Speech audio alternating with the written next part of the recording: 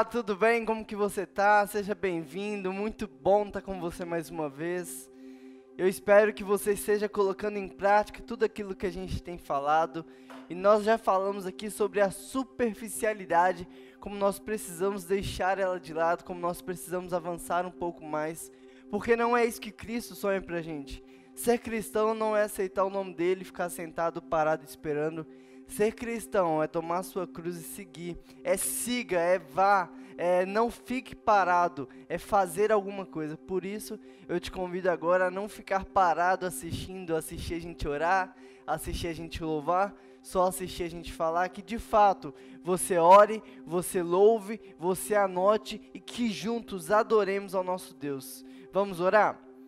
Pai, obrigado pelo teu amor, obrigado por tudo que o Senhor tem feito, obrigado porque Tu não és um Deus que só assiste a gente, Pai, mas Tu és um Deus que está o tempo todo fazendo de tudo para se reconciliar com a humanidade, Pai. Nos dê força, nos dê sabedoria e nos dê sede e fome da Tua palavra, Pai. Teu santo e poderoso nome que nós oramos, amém. Vamos louvar? Vamos juntos, vem!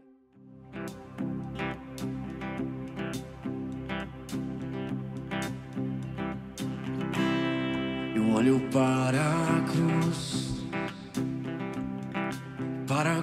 eu vou, do seu sofrer participar, na sua obra vou cantar. Meu Salvador na cruz mostrou o amor do Pai, o justo Deus.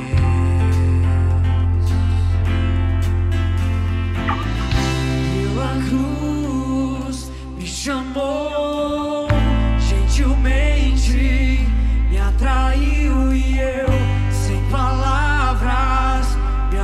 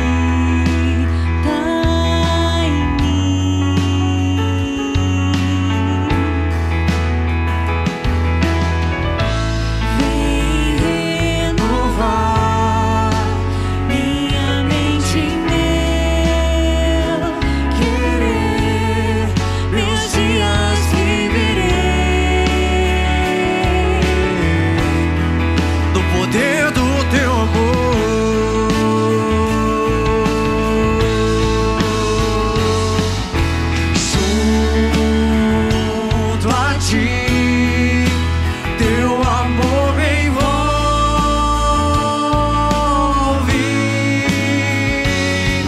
atrai-me pra o teu lado estar, e eu espero em ti.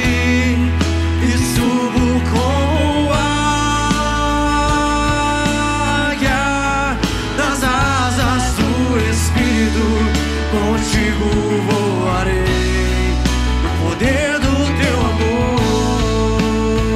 Todos juntos, junto a ti e junto a ti, teu amor me envolve,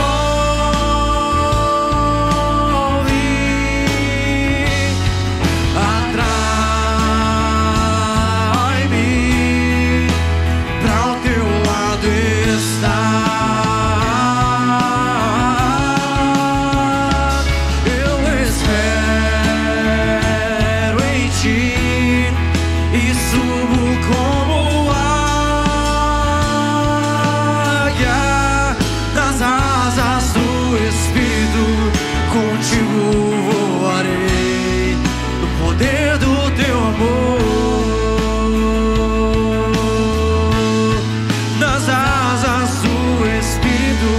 Contigo voarei no poder do teu amor. Nas asas do Espírito, contigo voarei no poder do teu amor. A contemplação verdadeira não é um truque psicológico, mas uma graça teológica. Eu inicio aqui hoje citando Thomas Merton, quando ele fala sobre meditação, e é isso que nós vamos tratar hoje. A disciplina de hoje é meditação, e nós, como cristãos, precisamos aprender a meditar. A gente precisa levar a sério a meditação, porque isso faz parte do propósito de Deus para a gente, e a gente vai usar a Bíblia para isso. Na nossa sociedade, Satanás tem especialização em 3 áreas para nos afastar do nosso propósito, que é adorar a Deus: ruído, pressa e multidão. Se decidimos então ir além da superficialidade, como já conversamos, se decidimos agora praticar essas disciplinas espirituais, a ir mais fundo, a sair das águas só nos pés e agora molhar até a cabeça, nós precisamos estar dispostos a ir a um nível mais profundo. A gente precisa estar disposto a ir até o silêncio do Criador, ao mundo interno da contemplação. Eu preciso então sair desse mundo externo, sair desse mundo visível, sair desse mundo palpável, e agora eu preciso ir internamente até o mundo onde eu vou contemplar o meu Criador. A Bíblia emprega 2 palavras hebraicas para transmitir a ideia de meditação, que juntas são usadas 58 vezes, e elas têm diversos significados: ouvir a palavra de Deus, refletir nos feitos de Deus, relembrar os atos divinos, ponderar sobre a lei de Deus, dentre tantos outros. Mas em todos os casos, a ênfase está na mudança de comportamento como consequência de um relacionamento com Deus vivo. Vou repetir: em todos os casos usados na Bíblia como referência para meditação, a ênfase está na mudança de comportamento como consequência de encontro com o Deus vivo. Arrependimento e obediência são os traços essenciais de qualquer conceito bíblico sobre meditação. Arrependimento e obediência são os traços essenciais de qualquer conceito bíblico sobre meditação. Então, o que não é meditação cristã? Primeiro, que é o contrário do que muitos pensam, meditação cristã não é levitar, não é se esvaziar, não é ficar zen ou qualquer outra coisa. Meditação cristã nada mais é além de pensar, refletir e contemplar o Criador. Meditação cristã nada mais é do que pensar, refletir e contemplar o Criador. Pensa nisso, grava nisso. Você medita, você diariamente pensa, reflete e contempla o Criador, porque meditação cristã nada mais é do que isso. A meditação cristã, uma definição bem simples, é a capacidade de ouvir a voz de Deus e de obedecer a sua palavra.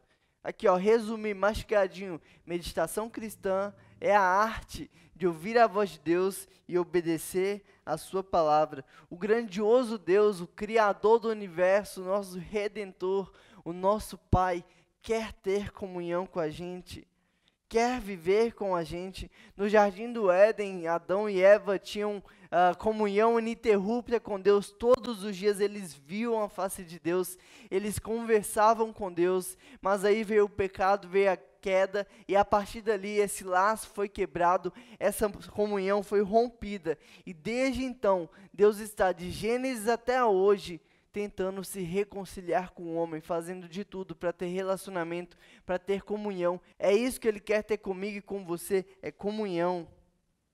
Adão e Eva se esconderam de Deus, desde então Deus está em busca de relacionamento com o homem. Então, ao invés de se esconder de Deus, a gente deve esconder em Deus. Meditar é pensar, refletir e contemplar. É como quando a gente come, é quando come o meu alimento. Se a gente come e se alimenta com pressa, sem mastigar, sem sentir comida, eu vou absorver bem menos nutrientes, logo eu vou estar com fome novamente, eu não vou ter uma boa digestão. Quem não medita não consegue digerir, não consegue absorver tudo aquilo que foi dito por Deus. Quem não medita nas Escrituras, quem não medita no que Deus falou, não digere, não puxa os nutrientes, não tira aquilo que o texto quer falar. Quem não consegue se meditar, não consegue se conectar ao Criador. Segundo, que meditar é diferente de estudar. Por exemplo, se a minha esposa fala eu te amo para mim, e eu vou estudar o que ela disse, eu vou ir no grego, eu vou pesquisar a tradução, vou pesquisar o significado das palavras, vou pesquisar a tonalidade do que foi dito por ela, e aí eu vou entender o que significa as palavras do que ela falou. Agora, se eu medito no que ela me disse, eu vou sentir que ela me ama, eu vou entender o amor dela por mim. Entende a diferença? Estudar é diferente de meditar. A meditação anda junto com a oração e com a leitura bíblica, as disciplinas também que nós vimos aqui. Abra sua Bíblia em Josué 1, versículo 5 até o versículo 9, e eu vou ficar aqui esperando você encontrar, até porque isso é uma gravação, não tem como eu sair. E quando você digitar Oba, eu vou ler. Se você digitar o Ai, eu vou esperar, porque você ainda não encontrou. Não, pera aí, tem um aqui ainda. Aí, agora vamos.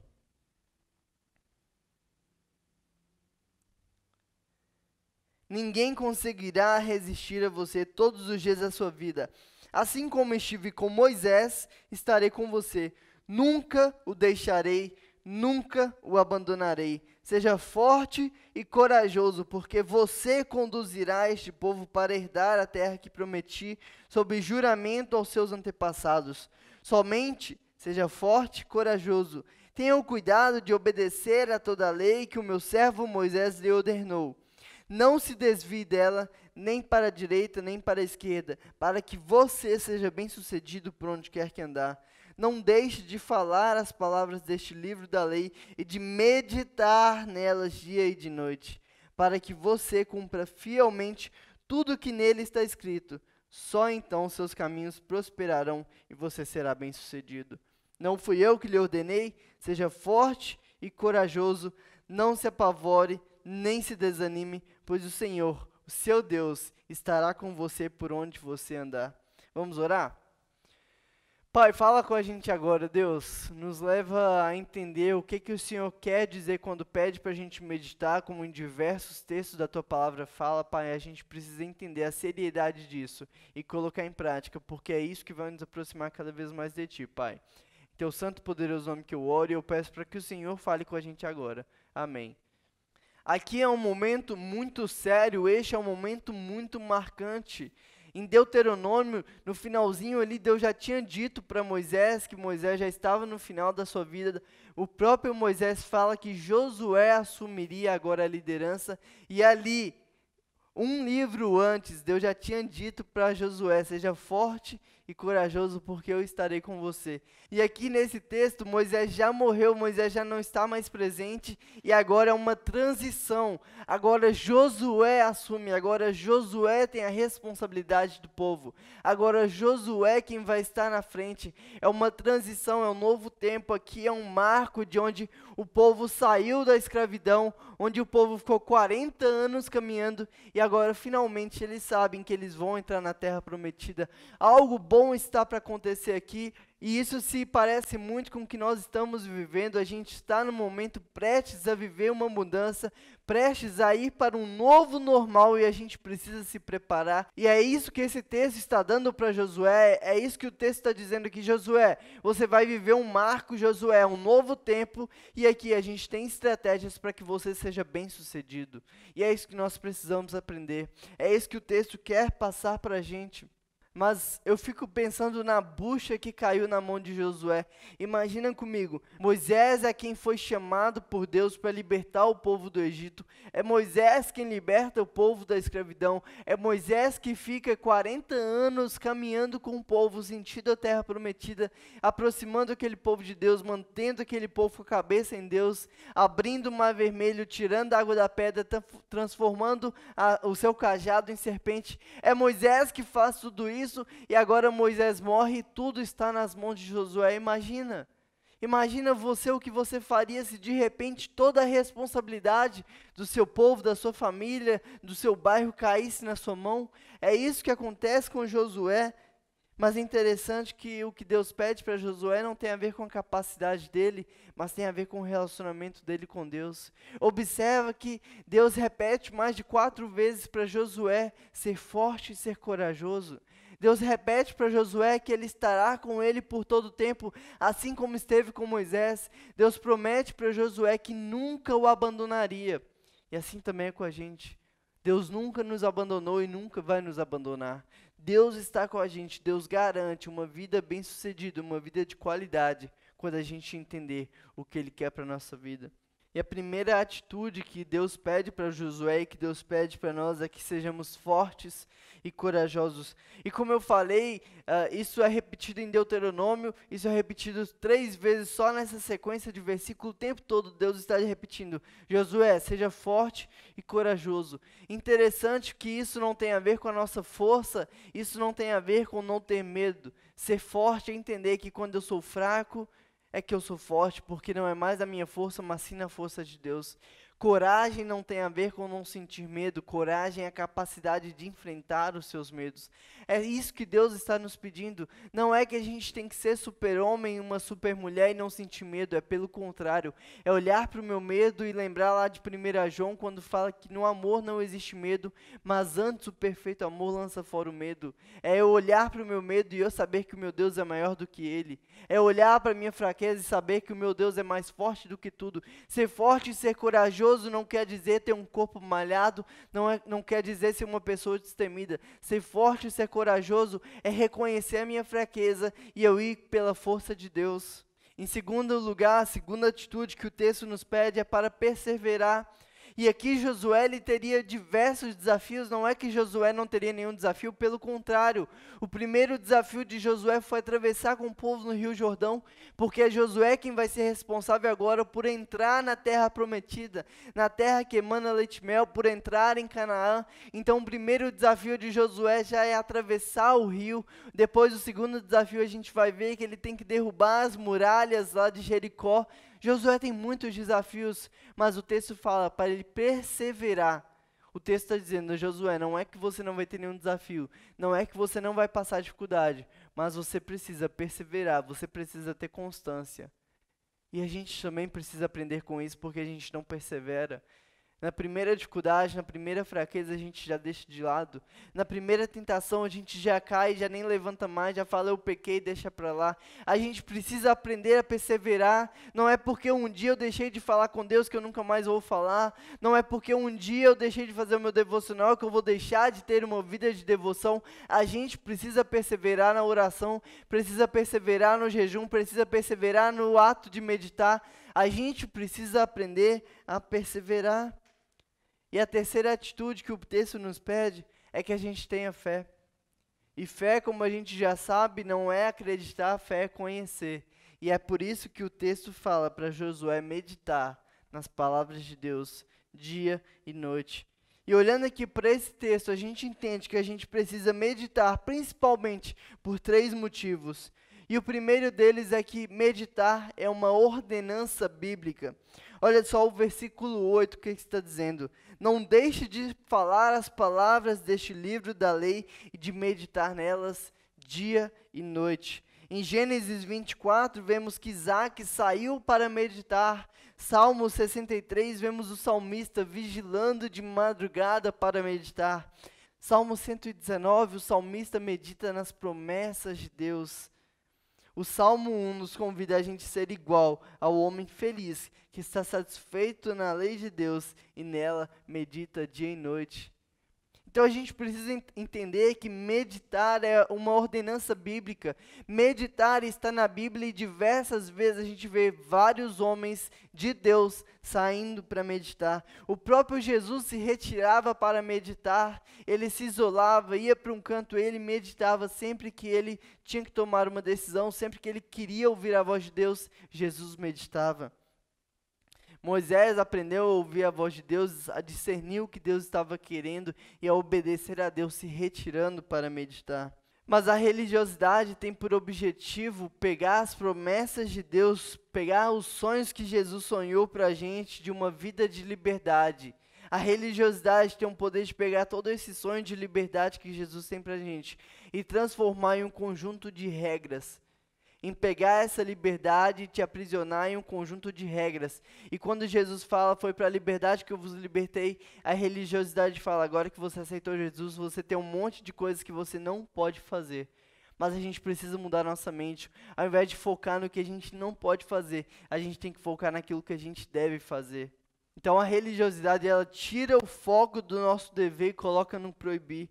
E assim durante muito tempo, conotaram o sentido de meditar. Durante muito tempo falaram que cristão não medita, falaram que meditar não é coisa de Deus, porém é a Bíblia que está dizendo, a gente viu aqui diversos textos falando que a gente tem que meditar, falando que homens de Deus se retiravam para meditar, mostrando a importância de meditar. Mas não é meditar em cima de qualquer coisa, não é meditar de qualquer jeito, não é meditar em ídolos, é meditar nas sagradas escrituras, é meditar nas palavras de Deus, é meditar nas promessas de Deus, é meditar naquilo que Deus falou ao nosso coração. Portanto, em primeiro lugar, nós devemos meditar porque é uma ordenança bíblica. Está na Bíblia, Deus falou para a gente meditar, Deus deixou exemplos de pessoas que meditavam. Por isso a gente deve meditar, porque é uma ordenança bíblica que está do Antigo ao Novo Testamento. Em segundo lugar, a gente deve meditar porque a meditação nos leva a viver no profundo. Olha só, o texto continua dizendo, para que você cumpra fielmente tudo o que nele está escrito, só então os seus caminhos prosperarão e você será bem-sucedido. Amém.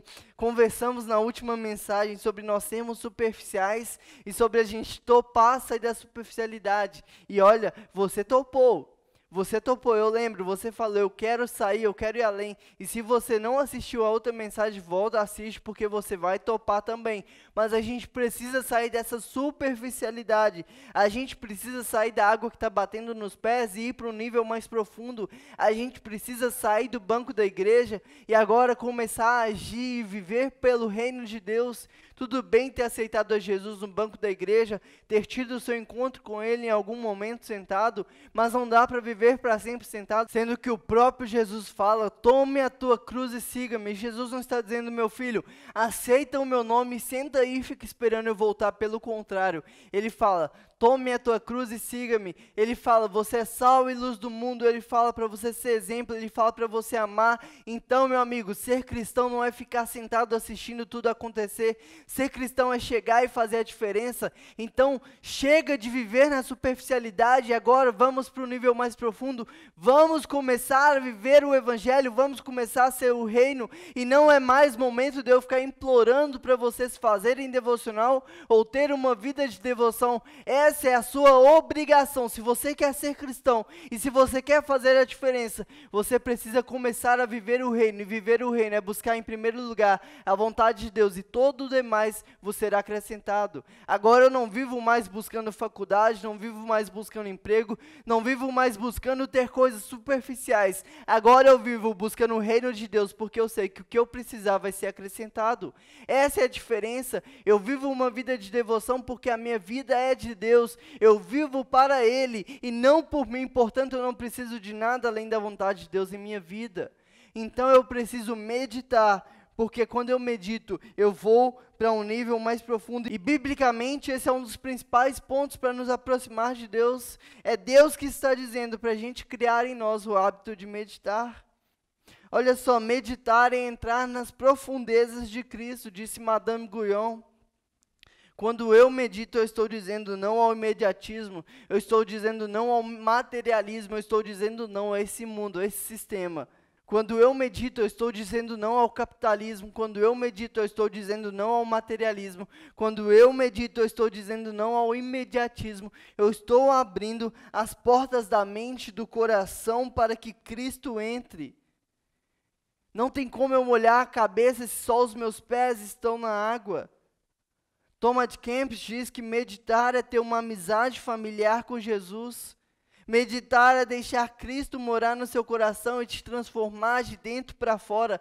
Porque quando eu converso com alguém na rua é de fora para dentro. Quando eu assisto algo é de fora para dentro. Quando eu vejo algo acontecer na minha frente é de fora para dentro. Mas quando eu medito, Cristo me transforma de dentro para fora. Toda vez que nós meditamos, a gente aprofunda um pouco mais do conhecer a Cristo. Toda vez que eu medito, eu firmo os meus pés, eu firmo os meus alicerces em Deus, e isso nos torna inabaláveis. Toda vez que a gente cria os alicerces em Deus, isso nos torna inabaláveis. Porque quando qualquer imprevisto, ou quando qualquer não que você escuta estraga o seu dia, quando alguém te dá uma má resposta, quando alguém é talvez um pouco grosso com você, quando alguém te fala um não que você queria ouvir um sim, quando alguém termina um namoro, quando você recebe uma nota baixa, quando você é demitido, quando qualquer uma dessas situações estraga o seu dia, é porque os seus alicerces não estão firmados no lugar certo, é porque você não está sendo inabalável, é porque os seus alicerces estão fracos, porque não importa quem te rejeitou, pois o Criador te aceitou, não importa quem disse não para você, porque Jesus Cristo disse um sim, e um sim bem grande para você, não importa quem tenha te rejeitado, Jesus deu a vida por você. Quando Jesus fala lá no final do Sermão do Monte sobre a casa na areia e a casa na rocha, normalmente a gente imagina que um cara foi lá na praia e construiu a casa dele na areia, e outro cara foi lá e procurou uma rocha e construiu a casa dele, mas não é isso. Esses dois estão no mesmo lugar. A diferença é que um ficou com preguiça e construiu ali em cima da areia mesmo, e o outro cara cavou aquela areia e cavou, até que encontrasse uma rocha. E aí ele construiu a casa dele na rocha. A diferença aqui não é geográfica, a diferença aqui é quem cavou mais, a diferença é quem se esforçou mais, a diferença é quem aprofundou mais. E você? O quanto você tem cavado no seu relacionamento com Deus? Será que você tem vivido uma vida da areia para cima, ou você tem vivido uma vida da areia para baixo, para depois começar a crescer? O problema é que a gente cresce iludido, querendo fazer acontecer, querendo que seja agora. Eu já saio do ensino médio sonhando em ser um CEO, eu já saio da faculdade querendo ganhar 30 mil reais, eu já saio querendo ser alguém importante, mas o que Cristo fala é: construa os seus alicerces na rocha. Não se preocupe com o resultado, não se preocupe com o que vai acontecer, se preocupe onde você está se fundamentando, porque o próprio Jesus Cristo passou 30 anos da sua vida se preparando para 3 anos de ministério, e você aí querendo que as coisas aconteçam rápido demais. Primeiro você precisa se aprofundar, você precisa criar raízes, você precisa criar os seus princípios, os seus valores, para depois você preocupar com o externo. Meditar é entender e sentir a profundeza do amor de Deus por nós. Meditar é sentir e entender a profundeza do amor de Deus por nós. Em terceiro e último lugar, nós devemos meditar, porque a meditação ela cura e ela previne doenças da alma. Olha só o versículo 9. Não fui eu que lhe ordenei, seja forte e corajoso, não se apavore nem se desanime, pois o Senhor, o seu Deus, estará com você por onde quer que você andar. Nós estamos no século da depressão. O número de pessoas depressivas, de pessoas com doenças psicológicas, o número de pessoas se matando só tem aumentado. E uma das causas disso é que a gente recebe o tempo todo uma enxurrada de informação. O tempo todo a gente está recebendo informação de todos os lugares que a gente olha. Os nossos olhos estão observando, estão sugando informações e a gente não está mais sabendo como lidar. Nós temos hoje, em um dia, mais informações que o imperador tinha durante toda a sua vida. Nós recebemos muitas informações e a gente não sabe como processar. E com isso a gente está se matando, está se maltratando, se forçando a fazer cada vez mais e mais e mais, mais do que o nosso próprio cérebro, mais do que o nosso próprio corpo aguenta. A gente está se forçando a produzir cada vez mais e mais, mas não é para isso que Deus nos fez. Deus não nos fez para sermos máquinas em produção. Deus fez cada um de nós numa individualidade, Deus fez cada um de nós com características próprias. A gente não pode sair querendo fazer 10 coisas ao mesmo tempo, a gente precisa fazer uma coisa ao mesmo tempo. E por isso que a meditação nos faz aquietar a alma. A meditação nos leva para o silêncio, para o colo de Jesus. O próprio silêncio é a fala de Jesus. Jesus sempre se retirava para meditar. Carl Jung disse que a pressa não é do diabo. Ela é o próprio diabo.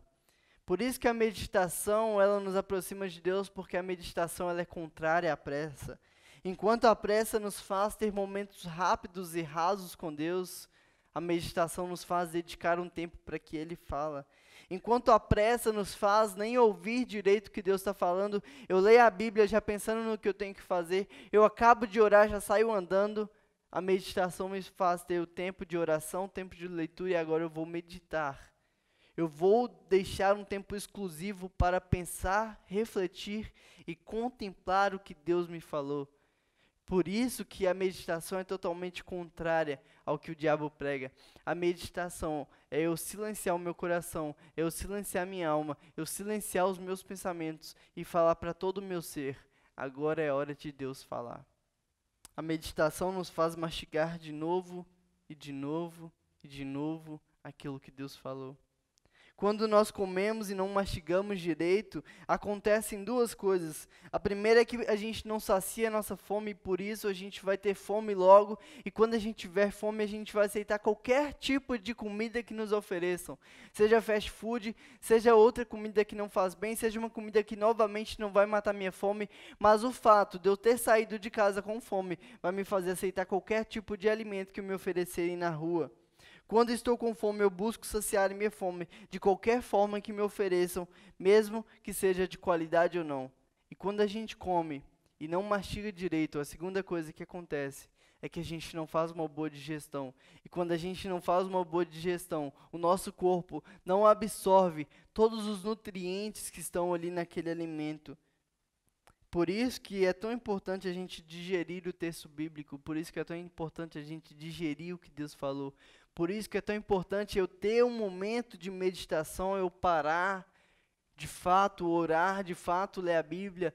E agora, de fato, eu vou meditar e eu vou ficar refletindo, pensando e contemplando tudo que Deus falou comigo. E eu vou ter um tempo em silêncio para que Deus ministre no meu coração.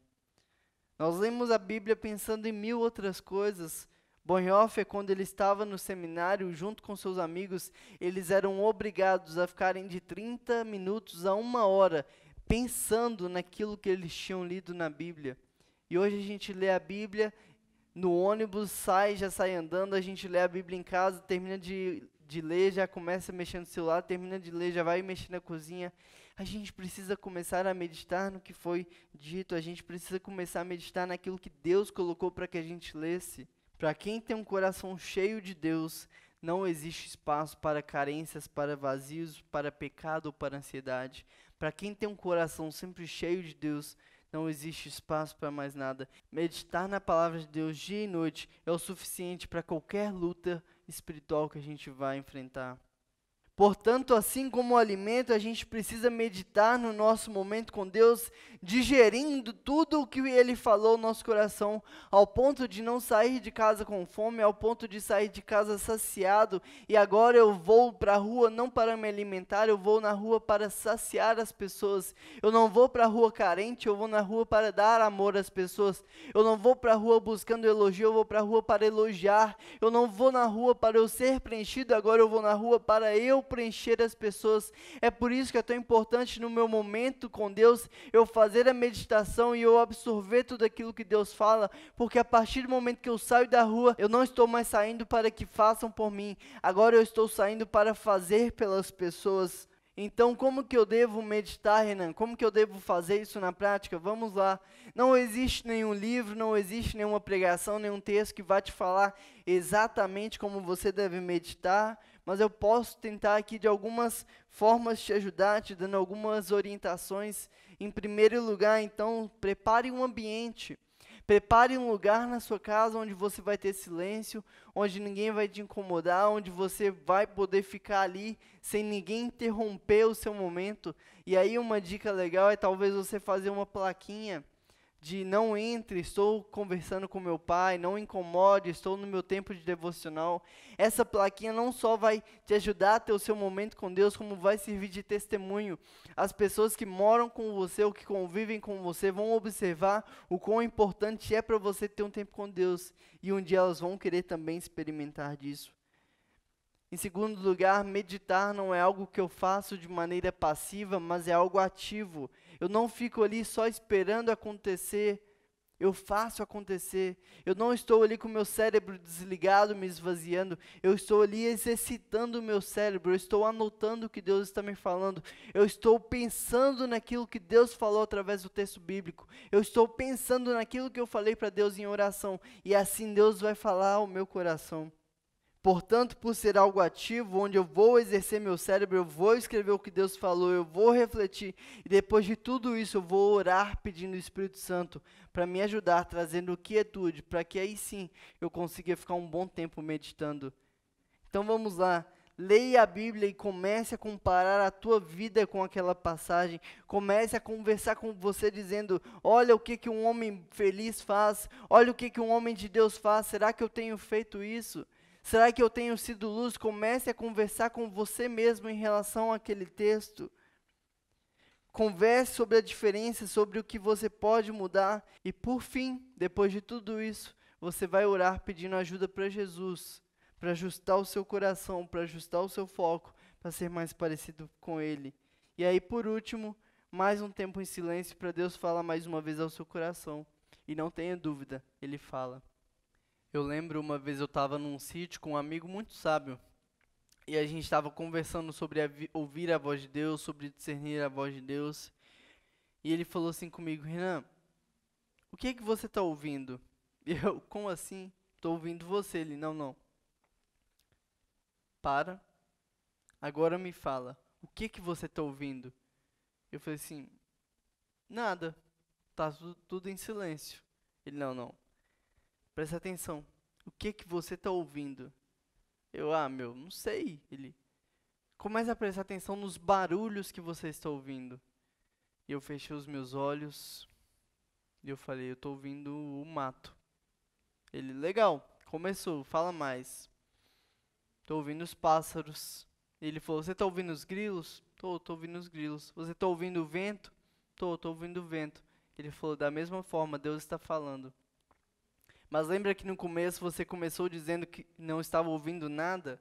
Agora você consegue discernir o barulho do vento, o barulho dos pássaros, o barulho dos grilos, o barulho das árvores balançando. Aos poucos, quando você ficar em silêncio, você vai aprender a discernir a voz de Deus. Não tem como você querer ouvir a Deus quando todo mundo está gritando e você está prestando atenção na voz de todo mundo. Você precisa quietar, silenciar e meditar para você aprender a discernir a voz de Deus. A meditação requer silêncio, quietude e paciência. Então se afaste das distrações e foque em um lugar onde não tem ninguém, ou um lugar com uma paisagem muito bonita, e fique ali contemplando a criação e o Criador, contemplando o texto lido. Na meditação a gente cria espaço emocional e espiritual que permite a Cristo edificar um santuário interno em nosso coração. Aquele maravilhoso versículo, eis que estou à porta e bato, foi escrito originalmente para os próprios cristãos, não para os descrentes. Então a gente precisa saber que Deus está imensamente desejando ter comunhão com a gente. Ele está dizendo, eis que estou à porta e bato, e quem abrir eu vou entrar e vou cear. Jesus Cristo quer cear com você. Ele quer ter comunhão com você. E sabe o que a meditação faz? Ela abre a porta para que Jesus Cristo entre na sua vida e que Ele ceie com você. E embora a gente estejamos envolvidos em exercícios específicos de meditação, em momentos específicos, o alvo é trazer essa realidade viva para dentro da vida. Então já não é só um momento de devoção, agora vai ser uma vida de devoção. E aí eu vou me tornar um santuário móvel que influencia em tudo o que sou, que influencia em tudo o que faço, que influencia em tudo que eu falo. E é esse tipo de comunhão que transforma a personalidade. Não há como deixar essa chama acesa dentro de nós e as coisas não mudarem. Não tem como ter uma chama acesa eterna do santuário interior e tudo permanecer igual. Porque o fogo divino consome tudo que é errado. Esse fogo divino consome tudo que é pecado. Tudo que nos afasta de Deus. Não tem como eu ter uma chama acesa dentro de mim e esse fogo não me consumir. Não tem como você ter tido encontros com Deus e não estar sendo transformado diariamente. E como Paulo fala, ter uma renovação da mente todos os dias. Nosso Mestre sempre presente nos guiará em todos os momentos. A justiça, paz e alegria. E tudo o que for estranho a essa caminhada terá que desaparecer quando a gente aprender a meditar descansando na presença de Deus. Se de tudo que eu falei aqui você não entendeu nada, não sabe como colocar em prática, não entendeu o que é meditação, não entendeu o porquê meditar, Frederic Faber resume muito bem quando ele fala que meditar é só se sentar e pensar em Deus. Ah, que júbilo isso dá! Pensar o pensamento, o nome respirar, na terra maior bem-aventurança não há. Meditar é pensar, refletir e contemplar o Criador. O problema é que desde o povo de Israel até hoje a gente tem buscado terceiros que falem com Deus por nós. E a consequência disso é que quando eu quero que um profeta, que um pastor, que um ídolo busque a Deus por mim, é que eu posso até ouvir o que Deus tem para falar através dele, mas eu nunca vou me tornar amigo de Deus. E o que Deus quer é falar com cada um no seu individual. Por isso, meu desafio é que a partir de hoje, você coloque em prática a meditação no seu dia a dia. Que todos os dias você pare um pouco, você leia a Bíblia, você ore, você feche os olhos durante um tempo para que Deus fale ao seu coração. Minha oração é que a gente tenha uma igreja, uma comunidade, uma família, não de pessoas que estão sentadas prontas para ouvir os pastores falarem, mas de uma igreja que todo dia, todo mundo está ouvindo Deus falar. E quando encontra, todo mundo está testemunhando aquilo que Deus tem falado. Então, se você aceita esse desafio, ora comigo agora. Ora pedindo a Deus para que Ele te ajude a ajustar o seu coração e a todos os dias programar o dia dando o devido tempo ao que é prioridade na sua vida. Feche seus olhos, ore comigo. Pai, nos abençoe nesse momento, Deus. Nos ajude a colocar em prática. Com certeza é muito difícil, tudo isso requer muito sacrifício, mas a gente precisa viver uma vida disciplinada, uma vida espiritual regrada. Então nos ajude a crescermos em comunhão, crescermos em vida e crescermos também em nos parecermos com o Senhor, Pai. Essa é a nossa oração, em nome de Jesus que nós oramos. Amém. Se fez sentido para você, comenta aqui. Se você quer participar da nossa célula, se você quer ajuda, está aparecendo aqui o número da PIB. pode mandar uma mensagem, vai ser um prazer ter você com a gente. Se você curtiu esse vídeo, eu peço que você dê o seu joinha aqui, que você clique ali para ajudar que esse vídeo propague e chegue a mais corações. Manda no seu grupo de família, de amigos, de colegas e vamos juntos, porque Deus tem muito para fazer através da nossa vida. Nós temos culto todos os sábados às 19 horas, no domingo nós temos 9 horas da manhã culto Kids, 9h30 nós temos culto para adolescentes e 10 horas da manhã nós temos o culto da família. Então vamos juntos celebrar aquilo que Cristo tem feito por nós. Amém? Valeu, galera. Grande abraço. Tchau.